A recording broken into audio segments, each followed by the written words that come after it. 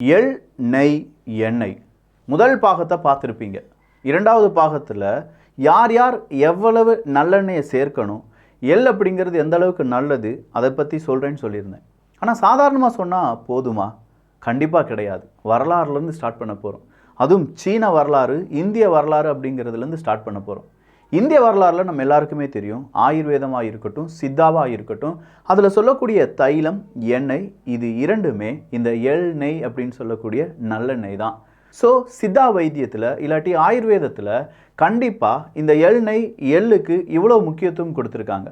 இந்தியாவில் இவ்வளோ முக்கியத்துவம் கொடுத்துருக்காங்கன்னா சீனாவில் அவ்வளோ பெரிய விஷயமா இது பார்க்கப்படுகிறதா? நம்முடைய உடலை காப்பாற்றுவதற்கும், நமக்கு தேவையான மன அமைதியை தருவதற்கும், வெயிலிருந்து நம்மளை பாதுகாப்பதற்கு, இல்லை மனச்சோர்விலிருந்து நம்மளை பாதுகாப்பதற்கு, மாதவிடாய் காலத்திலும் மாதவிடாய்க்கு அப்புறம் இருக்கக்கூடிய காலத்திலும் பெண்களை காப்பாற்றுவதற்கு இந்த எள்ளால் முடியுமா அப்படின்னு கேட்டால், இதால் முடியலனா வேற யாரால் முடியும்?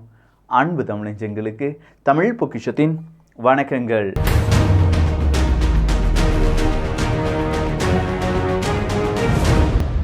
ரொம்ப நாள் ஆச்சுல ஒரு புத்தகத்தை உங்களுக்கு நான் சஜஸ்ட் பண்ணி, புத்தகம் அப்படின்னு சொல்லும்போது ஆடியோ புக், குக்கு எஃப்எம், இதை பற்றிலாம் நம்ம பேசியிருக்கோம். நம்ம விரும்புகிற நேரத்தில், விரும்பும் அந்த அளவு மட்டும், விரும்புகிற ஸ்பீடில் உங்களுக்கு ஆயிரக்கணக்கான ஆடியோ புக்ஸையும் ஆடியோ புக் சமரியும் கேட்பதற்கு குக்கு எஃப்எம்மை டவுன்லோட் பண்ணலாம். கீழே டெஸ்கிரிப்ஷனில் அதனுடைய லிங்க் இருக்குது. இப்போ ஒரு ஆஃபர் கொடுத்துருக்காங்க. 7 நாட்கள் அன்லிமிட்டடாக நீங்கள் குக்கு எஃப்எம்மை யூஸ் பண்ணலாம். ₹2 டிடெக்ட் பண்ணி உங்களுடைய அக்கௌண்ட் அப்படிங்கிறது ஆக்டிவேட் செய்யப்பட்ட பிறகு மீண்டும் ₹2 உங்கள் அக்கௌண்ட்லேயே போட்டுருவாங்க. ஸோ 7 நாட்களுக்கு அதில் இருக்கக்கூடிய புத்தகங்களை எவ்வளோ வேணாலும் நீங்கள் கேட்கலாம். அதுக்கு பிறகு உங்களுக்கு பிடிச்சிருந்துச்சுன்னா அதை அப்படியே கண்டினியூ பண்ணலாம். இல்லையா நீங்கள் என்ன செய்யலாம், உங்களுடைய ஃப்ரீ ட்ரையல் முடிஞ்ச பிறகு உங்களுக்கு எப்போ வேணாலும் அதை கேன்சல் பண்ணுறதுக்கான உரிமை அப்படிங்கிறது இருக்குது. இப்போவே குக்கு எஃப்எம் என்னென்ன புத்தகங்கள் இருக்குது, அத்தனை புத்தகங்களையும் கேட்பதற்கு 7 நாட்கள் என்னெல்லாம் முயற்சிகள் பண்ண முடியுமோ அதெல்லாம் கேட்கலாம், பண்ணலாம். அதற்கான லிங்கை தான் கீழே டெஸ்கிரிப்ஷனில் கொடுத்துருக்கேன். ஸோ கேளுங்க, மனதுக்கு பிடித்ததை. சீனாலேருந்து ஸ்டார்ட் பண்ணுவோம். குயிங் வம்சத்தை சார்ந்த ஒரு அரசர், சீன புராணத்தின்படி அவர் என்ன சொல்கிறாருன்னா, அவருடைய ஆளுநர் ஒருத்தருக்கு, எப்பா உயிரை காப்பாற்றக்கூடிய ஒரு விதமான மூலிகை இருக்கான், அதை நீ எங்கேயாவது இருந்து கண்டுபிடிச்சிட்டு வா, குறிப்பாக இங்க் டாய்க்கு போய் கண்டுபிடிச்சிட்டு வா அப்படின்னு சொல்லி அனுப்பி விடுறார். இந்த இங்க் டாய் அப்படின்னு சொல்கிறது இப்போதைய ஜப்பான். அந்த ஆளுநர் நிறைய இடத்துல சுற்றி திரிந்து கடைசியாக அழியாமைக்கான, யாராலையுமே அழிக்க முடியாத, இல்லாட்டி இளமை எப்போதுமே இருக்கக்கூடிய அந்த ஒரு தாவரத்தை கண்டுபிடிச்சிட்டு அதை அரசன்ட்ட கொடுக்குறார். அரசன்ட்ட கொடுக்கறதுக்கு முன்னாடி அவர் சொல்லக்கூடிய வார்த்தை இருக்குது, இதில் 3000 இளைஞர்கள் மற்றும் பெண்களுடைய ஆற்றலை உள்ளடக்கியது தான் இந்த தாவரம் அப்படின்னு சொல்லி கொடுக்குறார். அப்படி கொடுத்த அந்த தாவரம் தான் எள் அப்படின்னு சொல்லக்கூடிய, நாம் இப்போ நல்லெண்ணெய்லாம் சொல்லிட்டு இருக்கோம்ல, அந்த எள் வித்துக்களை விளைவிக்கக்கூடிய எள் தாவரம். அப்போ அந்த எள் அப்படிங்கிற அந்த வித்து தான் அன்றைய சீன அரசாங்கத்திலிருந்து இன்றைய எல்லா இடங்களிலும், நம்முடைய ஆன்மீகமாக இருக்கட்டும், இல்லை நம்முடைய பித்ருக்களுக்கு நம்ம வைக்கக்கூடிய வழிபாடுகளாக இருக்கட்டும், எல்லா இடங்களிலுமே நிறைந்து இருக்கக்கூடிய ஒரு விதை இந்த எள் விதை தான். தூய்மையான ஆவி கொண்ட விதை அப்படின்னு சொல்கிற அந்த ஒரு வார்த்தையை சீனாவினுடைய எல்லா புராணங்களிலும் பார்க்க முடியும் அப்படின்னு சொல்கிறாங்க. அடுத்ததா மெட்ரியா மெடிக்கா அப்படின்னு சொல்லக்கூடிய சீன பாரம்பரிய மருத்துவத்தினுடைய மிக முக்கியமான ஒரு புக். அந்த புத்தகத்தில் சொல்லப்பட்டிருப்பது என்ன தெரியுமா? ஒரு கருப்பு எள் விதையை உட்கொள்வதால் 100 நாட்களுக்கு பிறகு அனைத்து நாள்பட்ட நோய்களையும் குணப்படுத்தும் அப்படின்னு சொல்கிறாங்க. ஸோ கருப்பு எல்லை இன்னைக்கு நாம் உட்கிரகித்தோம் என்றால் 100 நாட்களுக்கு பிறகும் அதனுடைய அந்த எஃபெக்ட் அப்படிங்கிறது நோய்களை கட்டுப்படுத்தும் அப்படின்னும், கிட்டத்தட்ட 1 வருடத்திற்கு பிறகு உடல் மற்றும் முகத்தில் தோல் நிறத்தை மேம்படுத்துவதற்கு உதவுகிறது அப்படின்னும், 2 ஆண்டுகளுக்கு பிறகு நரைத்த முடியை மாற்றவும், 3 ஆண்டுகளுக்கு பிறகு பற்கள் மீண்டும் வளரவும், ஸ்ட்ராங்காக இருக்கவும் எள் விதை அப்படிங்கிறத நம்ம சாப்பிட்டுட்டு வந்தோம்னா இவ்வளவு குணநலம் இருக்குது அப்படின்னு சொல்கிறாங்க. நல்லா நீங்கள் கவனிச்சிங்கன்னா வேறு எந்த முட்டாயும் கிடையாதுங்க, எள்ளு முட்டாயின்னு நமக்கு கிடைக்கும். எள்ளு சர்க்கரை எல்லாம் போட்டு ஒரு உருண்டை மாதிரி நமக்கு தருவாங்க. இந்த எள்ளு முட்டாயை தினசரி நீங்கள் 1-2 முட்டாய் சாப்பிட்டுட்டு வந்தீங்கன்னா கரெக்டாக ஒரு 6 மாதத்துலேருந்து 8 மாதங்கள்லேயே உங்களுடைய ஃபேஸில் ஒரு க்ளோ வர்றதை உங்களால் பார்க்க முடியும். அடித்து சொல்லுவேன், இது நடக்கும். ஏன்னா எங்கள் வீட்டில் அதை சாப்பிட்றோம். தினசரி ஏதாவது ஒரு தருணத்தில் எள்ளு முட்டாய் அப்படிங்கிறத மேண்டேட்ரியாக நாங்கள் சாப்பிட்டுட்ருக்கோம். அப்படிங்கிறதுல யாருக்குமே மறுப்பே இருக்காது. எந்த ஒரு ஃபங்க்ஷனாக இருந்தாலும் சரி, அங்கே எள்ளு முட்டாயும் கடலை முட்டாயும் அப்படிங்கிறது இருக்கும். இது இரண்டுமே நம்ம மறந்த பாரம்பரியத்திலையும் நம்ம உடலுக்கு தேவையான நல்ல சத்துக்களை கொடுக்கக்கூடியதும் அப்படிங்கிறதுல பலரும் அதிலிருந்து டீவியேட் ஆகி போயிட்டோம். ஆனால் அதை வெளிநாட்டுக்காரன் என்ன செஞ்சிட்டானா, இன்றைக்கி நீங்கள் ஒரு ஸ்னிக்கர்ஸ் அப்படின்னு சொல்லக்கூடிய அந்த ஒரு சாக்லேட்டை வாங்கி பார்த்தாலும் சரி, இல்லாட்டி பெரிய அளவில் எந்த ஒரு அவங்களுடைய நல்ல விலை கூடின ஒரு சாக்லேட்டை வாங்கி பார்த்தாலும் சரி, அதில் ஒரு கடலையை தூக்கி போட்டிருப்பாங்க. நம்முடைய நிலக்கடலை தான், வேறு எதுவுமே இருக்காது. அந்த நிலக்கடலையை போட்டு உனக்கு பசி வந்தால் இதை சாப்பிடுன்னு சொல்லி கொடுப்பாங்க.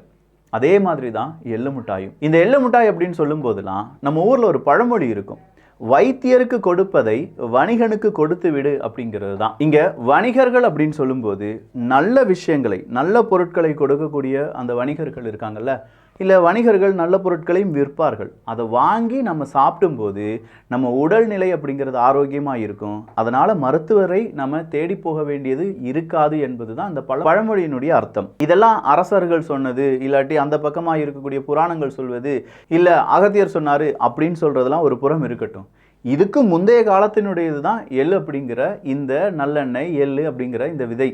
அசிரிய கடவுள்கள் நிறைய இடங்களில் நிறைய கடவுள்கள் இருக்காங்க. ஏதோ நம்ம ஊரில் இருக்கிறது மட்டும் கடவுள்லாம் கிடையாது. ஒவ்வொரு ஊர்லேயும் ஒவ்வொரு விதமான கடவுள்கள், அதே மாதிரி அசிரிய கடவுள்கள் அப்படிங்கிறவங்க இருக்காங்க. இந்த அசிரிய கடவுள்கள் அவங்களை பொறுத்த வரைக்கும், அவங்களுடைய புராணங்களை பொறுத்த வரைக்கும், இந்த பூமியை படைப்பதற்கு முன்பாக கடவுள்கள் எல்லாருமே உட்காந்து பேசிக்கிறாங்களாம், எப்படி எப்படி பூமியை படைக்க வேண்டும் அப்படின்னு சொல்லி. அந்த நேரத்தில் அவங்க ஒரு பானம் அப்படிங்கிறத குடிக்கிறாங்க. அது இந்த எள்ளு விதைகளால் உருவாக்கப்பட்டது தான். பாபிலோனியர்கள் அப்படின்னு சொல்கிறோம் பார்த்தீங்களா, இந்த பாபிலோனியர்கள் அவங்களுடைய வாசனை திரவியத்திற்காகவும் அவங்களுடைய உடல் வலிமைக்காகவும் எள்ளை பயன்படுத்தினார்கள் அப்படின்னு சொல்கிறாங்க. ரோமானியர்கள் அவங்களுடைய படை வீரர்களுக்கு அவங்க ஸ்ட்ராங்காக இருக்கணும் அப்படின்னு சொல்லி எள்ளு விதையை கொடுத்து வந்தார்கள்.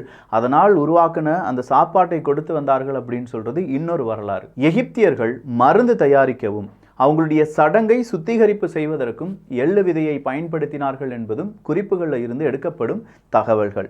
பழங்காலத்திலிருந்தே பெண்கள் அவங்களுடைய அழகையும் அவங்களுடைய இளமையும் பாதுகாக்க எள்ளை சாப்பிடுவது ரொம்ப சர்வசாதாரணமாக இருந்தது அப்படின்னு சொல்கிறாங்க. ரோம் நகரில் இது ரொம்பவே சிறப்பாக இருந்ததாம். அப்போ பெண்களுடைய அழகுக்கும் அவங்களுடைய இளமை அப்படியே இருப்பதற்கும் எள்ளு அப்படிங்கிறதும் நல்லெண்ணெய் அப்படிங்கிறதும் ரொம்ப ரொம்ப ரொம்ப இம்பார்ட்டண்ட். இந்த நல்லெண்ணெய் அப்படின்னு சொல்கிறத சமையலை நாங்கள் இப்பவும் சேர்க்கிறோம் அண்ணா அப்படின்னு சொல்லி இலங்கையில் இருக்கக்கூடிய நிறைய நண்பர்கள், தோழர்கள், தோழிகள் கீழே கருத்துக்களை பதிவு பண்ணாங்க. நம்ம ஊர்லேயும் தமிழ்நாட்டிலையும் சரி, இந்தியாவிலும் சரி, தோசைக்கு கொஞ்சோண்டு நாங்கள் நல்லெண்ணெய் ஊற்றுவோம் அப்படின்னு சொல்லுவாங்க. ஆனால் இந்த நல்லெண்ணெயில் வச்சு மட்டுமே தயாரிக்கக்கூடிய சில குழம்பு வகைகள் இருக்குது. வத்த குழம்பு அப்படின்னு சொல்லுவோம், அதை நல்லெண்ணெய் ஊற்றி சாப்பிட்டா சூப்பராக இருக்கணும் அப்படின்னு சொல்லுவாங்க. அதே மாதிரி பூண்டு குழம்பு அப்படின்னு சொல்லுவாங்க, அதுலேயும் நல்லெண்ணெய் ஊற்றி செஞ்சால் சூப்பராக இருக்கும் அப்படின்னு சொல்லுவாங்க. அப்போ நம்ம இந்த சாப்பாட்டிலேயே நம்ம எந்தெந்த எண்ணெயை சேர்க்கிறோம் அப்படிங்கிறத பொறுத்து நம்முடைய உடல் நலத்திற்கு தேவையான நல்ல ஆரோக்கியமான சத்துக்கள் கிடைக்கிறது அப்படிங்கிறத மூதாதையர்கள் கண்டுபிடித்து தான் அதுதான் நம்முடைய தொண்டு தொட்ட ஒரு உணவு பழக்க வழக்கமாக இருந்திருக்கு. காலங்கள் செல்ல செல்ல தான் ஃபாஸ்ட் ஃபுட், ஸ்பானிஷ், ஃப்ரெஞ்ச் அப்படின்லாம் சொல்லி நம்ம சுற்றிட்டு இருக்கோமே தவிர உடல் உபாதைகள் குறைய வேண்டும் என்றால் இந்த வெப்பமண்டல காடுகளில் இருக்கக்கூடிய நமக்கு இந்த மண்ணில் விளையக்கூடிய பயிர்களை உண்டு வாழக்கூடிய அந்த திறனையும் அந்த பழக்க வழக்கங்களையும் ஏற்படுத்தி கொள்ள வேண்டும். அரேபியர்கள் இருக்காங்கல்ல, அரேபியர்களுக்கும் எள்ளு விதைக்கும் என்ன விக்கி சம்பந்தம் அப்படின்னு கேட்டிங்கன்னா அங்கே தான் பெரிய ஒரு ட்விஸ்டே இருக்குது. இந்த அரேபியர்கள் பாலைவனம் வழியாக ரொம்ப தூரம் நடக்க வேண்டியதாக இருக்கும். அப்போ அவங்களுடைய உடல் சோர்வடையும், அவங்களுடைய எலும்புகள் அப்படிங்கிறது சீக்கிரமாக தேய்மானமாகும். ஏன்னா அவ்வளோ உஷ்ணம், தண்ணீர் அதிகமாக கிடைக்காது. அப்படிப்பட்ட அரேபியர்கள் என்ன செஞ்சாங்கன்னா எள் எண்ணெயை பயன்படுத்தி ஒரு ஊட்டமளிக்கும் உணவை உற்பத்தி பண்ணுவாங்க. அதாவது நல்லெண்ணெய் தான், வேறு எந்த எள்ளெண்ணெய்னா வேறு எதுவுமே கிடையாது, நல்லெண்ணெய் தான். சூடான வறண்ட பாலைவனத்தில் நீண்ட பயணங்களை மேற்கொள்ளும் அரேபியர்கள் பேரிச்சம்பழம், நல்ல எண்ணெய், பாதாம், பிஸ்தா மற்றும் அந்த எள் கொஞ்சோண்டு சேர்த்து அதை பிசைந்து பிரெட் இருக்குது பார்த்தீங்களா, அந்த பிரெட்டு அதனுடைய தூளையும் சேர்த்து குழப்பி அதை ஒரு உருண்டையாக வச்சு அந்த உருண்டைக்கு மேலே கொஞ்சோண்டு எள்ளை தூவி விட்டு அதை சாப்பிட்டுட்டு வந்திருந்தாங்க. அப்போ இந்த இடத்துல நம்ம பார்க்க வேண்டியது, இன்றைக்கி நீங்கள் ஒரு பிரெட் எடுத்து பார்த்தாலும் சரி, பெரிய அளவில் ஏதாவது ஒரு பேக்கரியில் போய் ஏதாவது ஒரு ஸ்நாக்ஸ் வாங்கி பார்த்தாலும் சரி, அதுக்கு மேலே எள் அப்படிங்கிறத தூவி இருப்பாங்க. அது தூவினது ஏதோ ஸ்டைலுக்காக அப்படிங்கிறதுலாம் கிடையாது. அன்றைய காலகட்டத்தில் இப்படி தூவி அதையும் சாப்பிட்டு வந்தால் உடலுக்கு நல்லது அப்படின்னு சொல்லி எல்லாருமே நினைத்தார்கள். அந்த டேஸ்ட் நல்லா இருந்துச்சு. இன்றைக்கி அதை ஸ்டைலாக தான் நம்ம பார்க்கிறோமே தவிர அதுக்கு பின்னாடி இருக்கக்கூடிய அறிவிலையோ அதுக்கு பின்னாடி இருக்கக்கூடிய உண்மையோ பார்க்க தவறிவிட்டோம். செசமின் மற்றும் செசாமேலின் அப்படின்னு சொல்லக்கூடிய 2 நார்ச்சத்துக்கள் இருக்குது அப்படின்னு சொல்லி பார்த்தோம். கொழுப்பை குறைப்பதற்கான முக்கியமான நார்ச்சத்துக்கள் எல்லாமே எதில் இருக்குது? இந்த எள் விதையில் இருக்குது, நல்லெண்ணெயிலையும் இருக்குது. இந்த எள் அப்படின்னு சொல்லும்போதே நம்ம ஊரெல்லாம் பசுமாடு இருக்குன்னு வச்சுக்கோங்களேன். பசுமாடு அதிகமாக பால் சுரப்பதற்காக எள் புண்ணாக்கையும் கடலை புண்ணாக்கையும் கொஞ்சோண்டு தேங்காயும் கொடுப்பாங்களாம். அந்த பசுமாட்டுக்கு இதை கொடுக்கும்போது அதிகமாக பால் கறக்கும் அப்படின்னு சொல்லுவாங்க. கொழுப்பை கரைத்து அதன் வழியாக பால் அப்படிங்கிறது அதிகமாக உற்பத்தி ஆகும். ஸோ கூடுதலான எள் அப்படிங்கிறது ஒரு பசுமாட்டுக்கு நீங்கள் கொடுக்குறீங்கன்னா மெலிந்து காணப்படும் பசுவாக அது மாறிவிடும். எந்த ஒரு பொருளாக இருந்தாலும் சரி, அது எந்த விஷயமா இருந்தாலும் சரி, அளவுக்கு அதிகமானால் அதுவும் விஷம்தான். எள்ளுக்கும் அந்த பண்பு அப்படிங்கிறது இருக்குது. சரிப்பா, இன்னொரு விஷயம் சொன்னியே, உஷ்ணத்தை குறைப்பதற்காக நம்ம நல்லெண்ணெய் குளியல் செய்ய வேண்டும் அப்படின்னு சொல்லி, அதில் என்ன அறிவியல் இருக்க வாய்ப்புகள் இருக்குது அப்படின்னு சொல்லி நீங்கள் கேட்கலாம். இந்த நல்லெண்ணெய் அப்படிங்கிறது உடலில் ஈஸியாக ஊடுருவக்கூடிய தன்மையுடையது. ரொம்ப லேசான எண்ணெய் அப்படின்னு சொல்லி நம்ம பார்த்தோம். அப்போ உடலில் அதிகமாக ஊடுருவது எதன் வழியாக? நம்முடைய இந்த முடி இருக்குது பார்த்தீங்களா, நம்முடைய வியர்வை சுரப்பிகள்லாம் இருக்குல்ல, அப்போது தோலில் இருக்கக்கூடிய ஓட்டைகள் வழியாக இந்த நல்லெண்ணெய் அப்படிங்கிறது ஊடுருவி போய் அந்த ஓட்டைகள் இருக்கக்கூடிய ஏதாவது பிரச்சனைகள் ஆல்ரெடி நம்ம பார்த்தோம். இது பக்காவான நோய் எதிர்ப்பு சக்தி இருக்கக்கூடியது. அசுத்தங்கள் எது இருந்தாலும் அதை வெளியேற்றும் தன்மை இந்த எண்ணெய்க்கு இருக்குது அப்படின்னு சொல்லி. அப்போது நம்ம தோலில் இருக்கக்கூடிய ஓட்டைகளில் இருக்கக்கூடிய அசுத்தங்கள் எல்லாத்தையுமே வெளியேற்றி ரொம்ப ஃப்ரெஷ்ஷாக நம்முடைய தோலை மாற்றுகிறது. உஷ்ணம் நம்முடைய உடலில் இருக்கும்போது அதை வெளியேற்றுவதற்கு நம்முடைய உடலுக்கு இரண்டே வழிகள் தான். ஒன்று, வியர்வை சுரப்பிகள் வழியாக வியர்வையாக வெளியேற்ற வேண்டும், அப்படி இல்லைன்னா சிறுநீராக வெளியேற்ற வேண்டும். இந்த இரண்டையுமே பக்காவாக செய்கிற ஒரே ஆள் நல்லெண்ணெய் மட்டும்தான். அப்போ நல்லெண்ணெய் குளியல் குளித்தோம்னா வியர்வை ரொம்ப உஷ்ணமாக இருக்கும்போது நம்முடைய உடல் வியர்வை வெளியேறுவதற்கு எல்லா துவாரங்களும் சரியாக திறக்கப்பட்டிருக்கும். அதே நேரத்தில் இன்சுலினுடைய சுரப்பை தடுக்கக்கூடிய சில விஷயங்கள் கூட இந்த நல்லெண்ணெய் போராடி வெற்றி பெறும் அப்படின்னு சொன்னோம். அப்போது சிறுநீர் அப்படிங்கிறதையும் அதிகமாக நமக்கு சுரக்க வைக்கும். ஸோ சிறுநீர் அதிகமாக சுரக்கிறது என்றால் மறுபடியும் உஷ்ணம் நமக்கு கம்மியாகும். அப்போ ஒரே நேரத்தில் 2 மாங்காய் கிடையாது, 20 மாங்கான்னு சொல்லலாம். இந்த நல்லெண்ணெய் எள் அப்படிங்கிறத நம்ம பயன்படுத்தினோம் என்றால் ஆன்டி ஆக்சிடென்ட் சத்துக்கள் இருக்குது அப்படின்னு சொல்லி பார்த்தோம். நம்முடைய தீராத நோயாக கருதப்படக்கூடிய புற்றுநோய் இருக்குது பார்த்தீங்களா, இந்த புற்றுநோயை தடுக்கும் அப்படின்னு சொல்ல முடியாதுங்க. ஆனால் புற்றுநோய் வராமல் ஓரளவுக்கு நம்முடைய உடம்பை ஸ்ட்ராங் படுத்தக்கூடிய வேலைகளையும் இந்த நல்லெண்ணெய் அப்படி இல்லைனா எள்ளு விதைகள் செய்யும். நான் சொல்கிறது ஏதோ ஒரு நாளில் நம்ம இது சேஞ்ச் ஆயிரும் அப்படின்னு நான் சொல்லலை. ஒரே நாள் எடுத்து மடக்குன்னு குடிச்சுருங்க அப்படின்னு நான் சொல்லலை. என்றைக்கும் நம்ம செய்யக்கூடிய சமையலில், என்றைக்கும் நம்ம எடுத்து சாப்பிடக்கூடிய அந்த ஸ்நாக்ஸில் எள்ளு சம்மந்தப்பட்டு ஏதாவது இருந்தது என்றால் அந்த அளவுக்கு நம்ம ஆரோக்கியமாக இருப்போம் அப்படிங்கிறதுல மாற்றுக்கருத்தே கிடையாது. நாளைக்கு நீங்கள் சூப்பர் மார்க்கெட் போகிறீங்க, ஆஃபீஸை விட்டு வீட்டுக்கு வர போகிறீங்க, இல்லை உங்களுடைய குழந்தைக்கு ஏதாவது ஸ்நாக்ஸ் வாங்க போகிறீங்க, அம்மாமார்கள் ஏதாவது ஒரு பலகாரம் தயாரிக்க போகிறீங்கன்னா கண்ணை மூடிட்டு நீங்கள் என்ன செய்யலாம்? எள்ளை வச்சுட்டான பலகாரங்கள், எள்ளு நல்லெண்ணெய் வாங்கி கொடுங்க. தோசைக்கு மட்டும் கிடையாது, அதனால் ஏற்படுத்தக்கூடிய ஏதாவது வழிமுறைகள் சாப்பாடு செய்ய முடியுமான்னு சொல்லி அதையும் செஞ்சு நம்முடைய குழந்தைகளுக்கு நீங்கள் கொடுத்து வந்தீங்கன்னா இதை விட பெரிய சொத்தை உங்களுடைய குழந்தைகளுக்கு நீங்கள் கொடுக்க முடியாது. ஆரோக்கியம் அப்படிங்கிற ஒரு சொத்தை நீங்கள் உங்கள் குழந்தைகளுக்கு வாரி வழங்கலாம் இந்த நல்லெண்ணெய் வழியாக. லேசான கசப்பு துவர்ப்பு சுவையுடன் தான் இந்த எள் அப்படிங்கிறது இருக்கும். ஆனால் ஜீரண நேரத்தில் அதனுடைய சுவை எப்படி மாறிடும் தெரியுமா? இனிப்பாக மாறிவிடும் அப்படின்னு சொல்லுவாங்க. எள் மிட்டாய் சாப்பிட்டவங்களுக்கு தான் அதனுடைய உண்மைத்தன்மை புரியும். வாயிலே வச்சு நம்ம எள்ளு மிட்டாயை சவைச்சு சாப்பிடும்போது வாய்ப்புண் ஏதாவது இருந்தது என்றால் அதுவும் உடனடியாக குறையும் அப்படின்னு சொல்கிறாங்க. இதில் பெண்களுக்கு தேவையான நிறைய விஷயங்கள் இருப்பதால், அதுவும் குறிப்பாக பீரியட்லாம் முடிந்த அந்த 40 வயதுக்கு மேலே ஒரு மெனோபாஸ் அப்படிலாம் சொல்லுவாங்கள்ல, இந்த நேரத்தில் ஈஸ்ட்ரஜன் அப்படிங்கிறதுலாம் பெண்களுக்கு ரொம்ப முக்கியம். அதை சுரக்க வைப்பதும், அதனால் ஏற்படக்கூடிய அந்த சுரப்பு இல்லாமல் ஏற்படக்கூடிய எலும்பு தேய்மானத்தை குணப்படுத்துவதற்கும் நல்லெண்ணெய் அப்படிங்கிறது ரொம்ப முக்கியம். எள்ளை தூளாக்கி சூடான சாதத்துடன் கொஞ்சோண்டு நல்லெண்ணெயை கலந்து சாப்பிட்டு வந்தால் வயிற்றில் ஏற்படும் கொதிப்பு, குடல்வலி போன்றவைகள் குணமாகும் அப்படின்னு சொல்றாங்க. வெள்ளப்பாகுடன் இதை கூட்டி எள்ளுருண்டை, கொழுக்கட்டை முதலிய தின்பண்டங்களை சாப்பிடுவதால் கண்டிப்பா நமக்கு மன நிம்மதியும் ஆரோக்கியமான உடலும் கிடைக்கும் அப்படின்னு சொல்றாங்க. நல்ல ஒரு மூளையில் சின்னதாக ஏதோ ஒரு பிரச்சனை இருக்குப்பா அப்படின்னு சொன்னால் எண்ணெய் தேய்ச்சி அவங்கள குளிப்பாட்டுங்க அப்படின்னு சொல்லுவாங்க. அதற்கு காரணம் இந்த நல்லெண்ணெய் நம்முடைய மூளை இல்லாட்டி நம்முடைய உடல் உஷ்ணம் இதெல்லாம் தணிப்பதற்கான அரும்பெரும் மருந்து அப்படிங்கிறதுல மாற்றுக்கருத்து இல்லை. நல்லெண்ணெயில் கால்சியம் இருப்பதால் பற்களுக்கும் எலும்புகளுக்கும் நல்லது.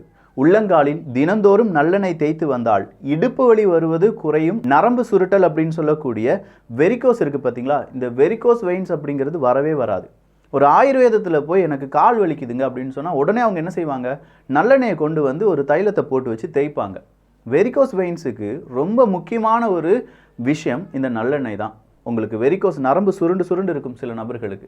அப்படி வராமல் அதை தடுப்பதற்கு இந்த நல்லெண்ணெய் இல்லாட்டி எள் அப்படிங்கிறது ரொம்ப ரொம்ப ரொம்ப முக்கியம். நல்லெண்ணெயில் இருக்கக்கூடிய கொழுப்பு இரத்த நாளங்களில் படியுமா அப்படின்னு பார்த்தா படியாது. அதனால் மாரடைப்பு வந்து விடுமோ அப்படிங்கிற பயம் வேண்டாம் அப்படின்னு சொல்கிறாங்க. நான் முதலே சொன்ன மாதிரி எல்லாமே ஒரு அளவு தான். அந்த அளவு என்ன அப்படிங்கிறது தான் இங்கே இருக்கக்கூடிய கேள்வி. ஒரு வயது குழந்தைக்கு ஒரு நாளைக்கு 2 அல்லது 3 துளிகள் செக்கு நல்லெண்ணெய் அப்படிங்கிறது ரொம்பவே நல்லது தான். உணவுடன் நீங்கள் சேர்க்கலாம். 4 to 5 வயது குழந்தைகள்லாம் நாளொன்றுக்கு 5 துளிகளிலிருந்து 10 துளிகள் வரை நல்லெண்ணெய் அப்படிங்கிறத உட்கிரகிக்கலாம். பெரியவர்கள் 25 முதல் 30 மில்லி லிட்டர் வரை என்ன செய்யலாம், நல்லெண்ணெய் அப்படிங்கிறத நம்ம பயன்படுத்தலாம். 5 பேர் இருக்கிற ஒரு குடும்பத்துக்கு 100 மில்லி நல்லெண்ணெய் சமையலுக்கு பயன்படுத்தலாம் அப்படின்னு சொல்கிறாங்க. ஒரு நாளைக்கு 100 மில்லி அப்படின்னு சொல்லும்போது 10 நாளைக்கு 1 லிட்டர், 300 ரூபா 350 ரூபா ஏதோ வருது அப்படின்னு சொல்கிறாங்க. செக்கில் உங்கள் வீட்டுக்கிட்டே யாராவது இருந்தாங்க அப்படின்னா செக்கில் ஆட்டக்கூடிய நல்லெண்ணெய் இருந்ததுன்னா அந்த அளவுக்கு நல்லது. இந்த 300 ரூபாய் நீங்கள் பார்த்தீங்கன்னா ஒரு 3 வருஷம் எக்ஸ்ட்ராவாக நம்ம உயிர் வாழ்வது அப்படிங்கிறது தடுக்கப்பட்டு விடும். கொஞ்சம் உஷாராக இந்த நல்லெண்ணெயை சேர்த்துக்கலாம். கல்லீரல் கொழுப்பு சேரும் ஃபேட்டி லிவர் பிரச்சனை இருப்பவர்கள் நல்லெண்ணெயை தவிர்ப்பது நல்லது அப்படின்னு சொல்லியிருக்காங்க. மலச்சிக்கல் இருப்பவர்கள் நல்லெண்ணெயை குறைவாக சாப்பிட வேண்டும் அப்படின்னும், 2 சிட்டிகை கடுக்காய் தூளை வெந்நீரில் நீங்கள் கலந்து போட்டிங்கன்னா அதுவும் மலச்சிக்கல்லாம் சரியாயிரும் அப்படின்னு சொல்கிறாங்க. அதே மாதிரி நல்லெண்ணெய் அளவுக்கு மீறி சேர்த்து கொண்டால் அஜீரணம் வரும் அப்படின்னும் சொல்லப்படுகிறது. அளவுக்கு மீறினால் மட்டும்தான், எல்லாம் அளவோடு இருந்துச்சுன்னா ரொம்பவே நல்லா இருக்கும். இதை தவிர்த்து நல்லெண்ணெய் அப்படிங்கிறதுல ஏகப்பட்ட குணநலங்கள் இருக்குது. எல்லாத்தையும் சொல்கிறதுக்கு இந்த ஒரு வீடியோ பத்தாது, இன்னும் 24 மணி நேரம் சொன்னாலும் பத்தாது. ஒரே ஒரு விஷயத்தை ரொம்ப சிம்பிளாக சொல்லிடுறேன். உங்களுடைய உடலில் ஏற்படக்கூடிய எல்லா பிரச்சனைகளுக்கும், கண்ணில் ஏற்படக்கூடிய பிரச்சனைகள், புத்தியில் ஏற்படக்கூடிய பிரச்சனைகள், உடல் சூட்டால் மூலத்துக்கான பிரச்சனை, பீரியட்ஸுக்கான பிரச்சனை, பிசிஓடிக்கான பிரச்சனை, இப்படிங்கிற பல பிரச்சனைகளை ஏதோ ஒரு விதத்தில் உணவு வழியாக நம்மளால் கட்டுப்படுத்த முடியும் அப்படின்னு சொல்லி நீங்கள் நம்புனீங்கன்னா அந்த உணவில் கொஞ்சோண்டு நல்லெண்ணெயை சேர்த்துக்கோங்க. முட்டாய் அப்படின்னு ஏதாவது நீங்கள் எடுக்கணும் சாப்பிடணும்னு நீங்கள் நினச்சிங்கன்னா ஒரு நாளைக்கு 1 or 2 எள்ளு முட்டாயை வாங்கி சாப்பிடுங்கப்பா, ரொம்பவே நல்லா இருக்கும். மறுபடியும் சொல்கிறேன், குக் எஃப்எம் 7 நாட்கள் அன்லிமிட்டடாக ஃப்ரீயாக யூஸ் பண்ணுறதுக்கான ஒரு தருணம் இது. கீழே டெஸ்கிரிப்ஷனில் லிங்க் இருக்குது. நல்லதை பகிர்ந்து ஷேர் பண்ணி நல்ல சமுதாயத்தை உருவாக்குவோம். நன்றி, வணக்கம்.